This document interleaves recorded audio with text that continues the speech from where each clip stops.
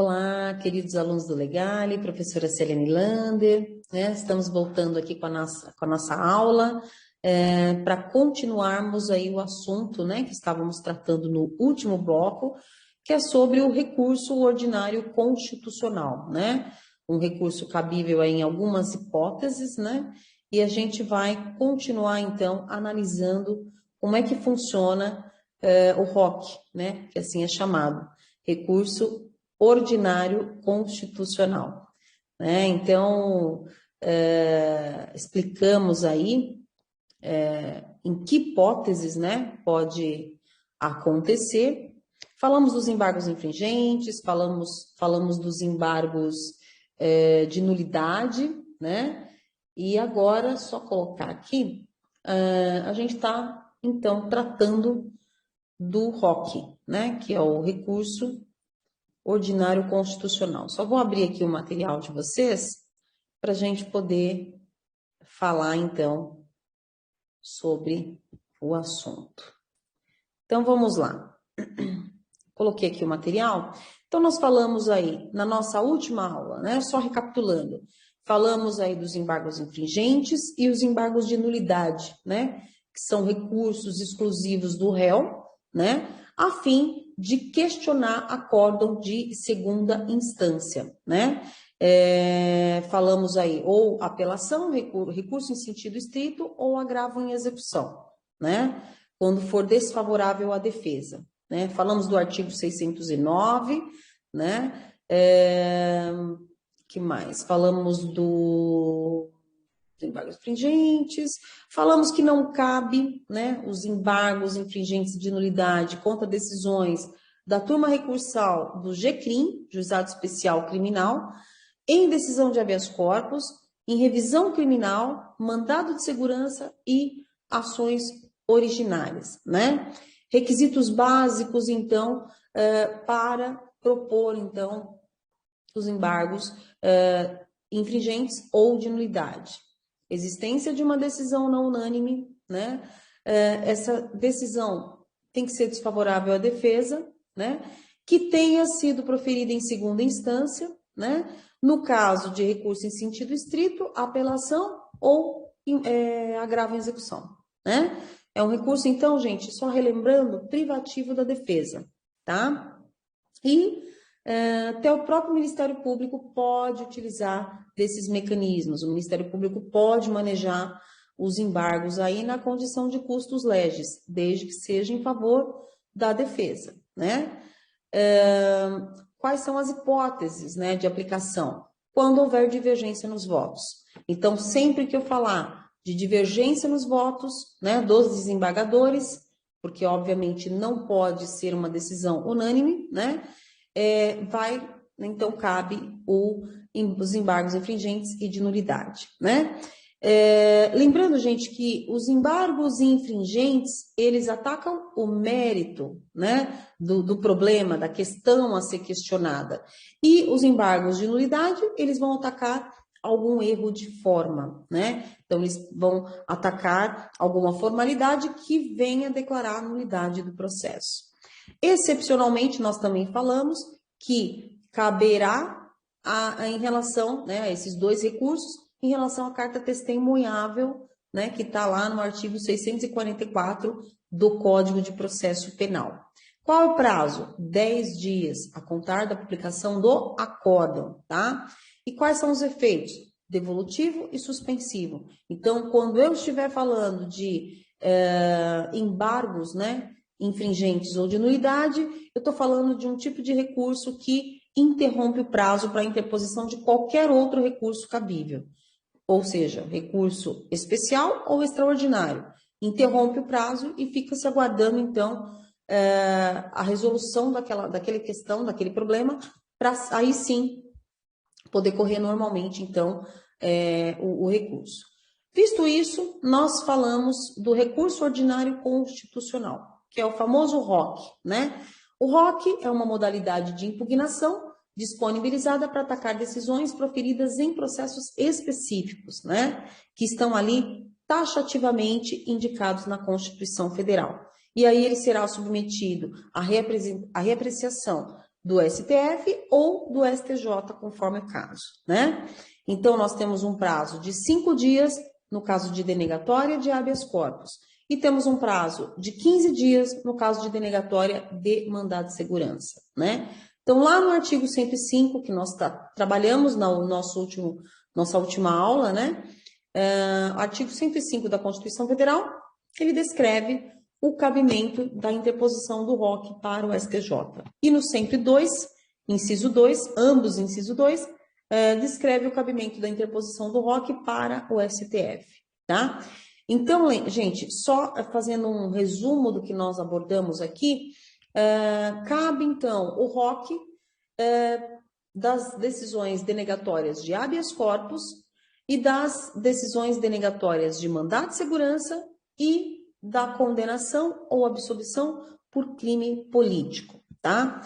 O que é crime político? São aqueles praticados em detrimento da ordem da segurança nacional. Então, não tem nada a ver, quando a gente fala de crime político, a gente não está falando de um crime eleitoral, tá? Por exemplo, você criar uma associação para separar o estado de São Paulo do país é, obviamente, um crime político e compete aos juízes federais julgar e processar os crimes políticos, né? Então, hoje prevalece a tese de que o STF, no julgamento de recurso ordinário constitucional, atua como órgão de segunda instância e não como de terceira instância, tá? Por exemplo, uma ação em primeira instância, depois o recurso vai para o STF e não para o TRF, tá? Então, qual é o prazo que a gente tem aí, né? 5 dias, né? Interpondo aí no juízo prolator da decisão. Visto isso, nós falamos que as razões devem acompanhar a interposição do recurso, tá? Então, vai ter lá o julgamento do juízo de admissibilidade, né? Sendo recebido o recurso, ele sendo admitido, aí intima-se o recorrido para contra-razões em 5 dias, e em seguida remete os autos aí ao STF para julgamento, né? E não há juízo de retratação. Falamos na nossa última aula também. O que é retratação? É a possibilidade que o juiz tem de se retratar daquilo que ele tenha dito já nos autos, né? Mas esse caso não cabe a retratação. Então, retratação, o juízo ele recebe, ele analisa novamente e ele tem a possibilidade de mudar a sua opinião, né? Neste caso aqui do ROC, não, né? Não tem juízo de retratação, ou seja, uma vez que ele indeferiu, o processo ele vai subir para a instância superior, tá?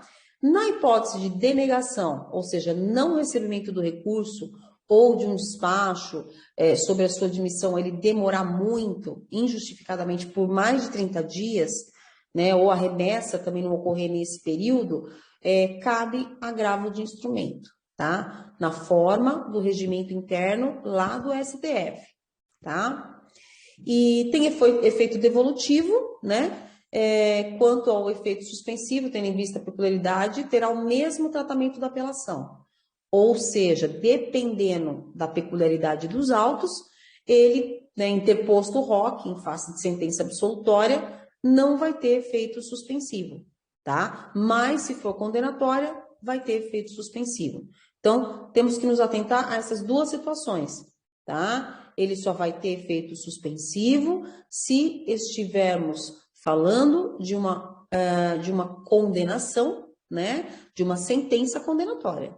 Tá? Se estivermos falando de uma sentença absolutória, não terá o efeito suspensivo, somente o devolutivo, né? Então, é uma informação importante aí que nós devemos trazer.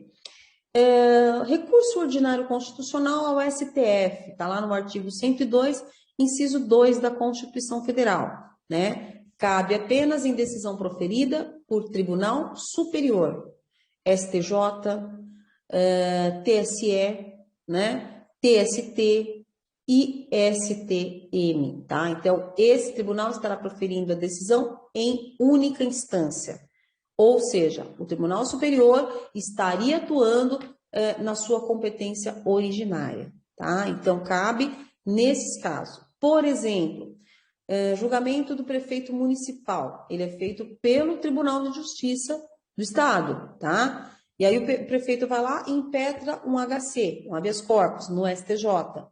o STJ nega o habeas corpus, tendo assim, então, uma decisão denegatória, tá? Dessa decisão do STJ, cabe, então, o recurso ordinário constitucional, que é o ROC, de acordo com o artigo 102, inciso 2, a linha A da Constituição Federal, tá? Então, da decisão, gente, prestem bem atenção nisso, da decisão que concede o HC, não cabe ROC, tá? Então, se o HC foi concedido, não há que se falar em recurso ordinário constitucional, tá? Prazo para interposição do ROC, se a decisão for denegatória de habeas corpus, 5 dias. De mandado de segurança, 15 dias, tá? Então, tem que tomar bastante cuidado com a questão dos prazos. Em ambos os casos, os prazos eles são contados a partir da publicação da decisão, né? Então, sempre que é publicado para o advogado, né? É a partir daí que começa, então, a contar o prazo, tá? Obviamente, deve ser interposto por uma petição escrita, né? A petição deve ser dirigida ao presidente do Tribunal Superior que denegou a ordem, tá? Exemplo, interpor em face do HC denegado ao STJ. Assim, deverá interpor a peça, então, no STJ. E as razões acompanham, então, a petição de interposição, tá? Então, se ocorreu interposição em face, né, do habeas corpus denegado pelo próprio STJ, a peça do ROC será endereçada ao STJ, tá? A interposição com as inclusas razões. Processamento, né? Como é que é feito o processamento desse recurso? Juízo de admissibilidade. Primeiro, ali vai se verificar a admissibilidade do recurso, né? Então, ele pode ser admitido ou não, a depender do que está ali, né? Então, depois dessa superada a fase do juízo de admissibilidade, então aí a gente vai para as contrarrazões, tá? É o mesmo prazo da interposição, tá? Ou seja, 15 dias, né? Se estivermos falando do mandado de segurança, né? Ou 5 dias no caso do HC, tá? Contrarrazões, mesmo prazo da interposição. E a remessa dos autos ao STF para julgamento, né? Se transcorrer 30 dias sem que seja recebido o recurso ou se denegado, não recebido, tá? Caberá o quê? Agravo de instrumento nos termos do artigo 313 do Regimento Interno do STF, tá? Então, vale a pena a gente ressaltar aqui, já falamos, mas vale a pena a gente ressaltar aqui que cabe agravo de instrumento nos termos do 313 do Regimento do Superior, do Supremo, né? Na verdade, do Supremo Tribunal Federal, tá? Se acontecer de atrasar por mais de 30 dias, ou não foi recebido, não foi denegado, não foi enviado, né? Depois a gente tem lá o recurso ordinário constitucional ao STF, de acordo com o artigo 105, inciso 2, alíneas A, B, C da Constituição Federal, né? Então, vai caber em decisão proferida pelo Tribunal de Justiça dos Estados e Distrito Federal e Territórios, tá? Pode ser proferida também por Tribunal Regional Federal. Cabe da decisão denegatória de HC decidida em única instância ou última instância. Exemplo, juiz da primeira vara criminal da cidade X decretou a prisão preventiva de Pedro. O advogado de Pedro ingressa com HC no TJ, né, Tribunal de Justiça. O Tribunal de Justiça denega a ordem, tá? Então, aí, neste caso, cabe o recurso ordinário constitucional ao STJ, né? Um outro exemplo, o delegado do 1º Distrito Policial, né, da cidade X, instaura inquérito policial em face de Pedro. Pedro ingressa com HC perante o juízo criminal, juiz de primeira instância. O juiz denega o HC. Então, dessa decisão, cabe recurso em sentido estrito, sendo julgado pelo TJ, pelo Tribunal de Justiça. E aí o tribunal nega provimento ao rese, né? E aí, dessa negativa do provimento ao rese, então, o tribunal estará reexaminando uma situação, né? E aí caberia, então, o recurso ordinário constitucional, né? Ao STJ, tá? Então,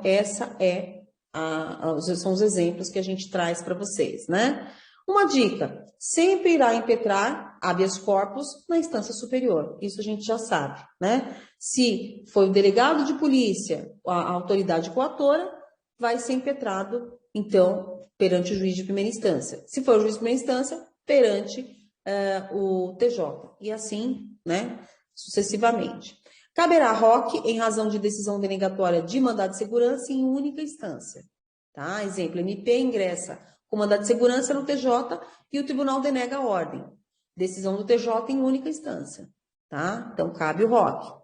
Exemplo, João ingressa com mandado de segurança em ato de policial. O juiz local quem julga. O juiz denega a ordem e a parte recorre ao tribunal, que também denega. Tá? Não cabe ROC da linha B, pois não é uma atuação de única instância. Tá? Então, temos que nos atentar aos exemplos aí, tá? Processamento e prazo são iguais aos anteriores, tá? Temos algumas observações aqui, mas nós vamos deixar, então, para o próximo bloco, que a gente vai finalizar, então, gente, o nosso estudo aqui sobre recurso ordinário constitucional, tá bom? Até o próximo bloco, então.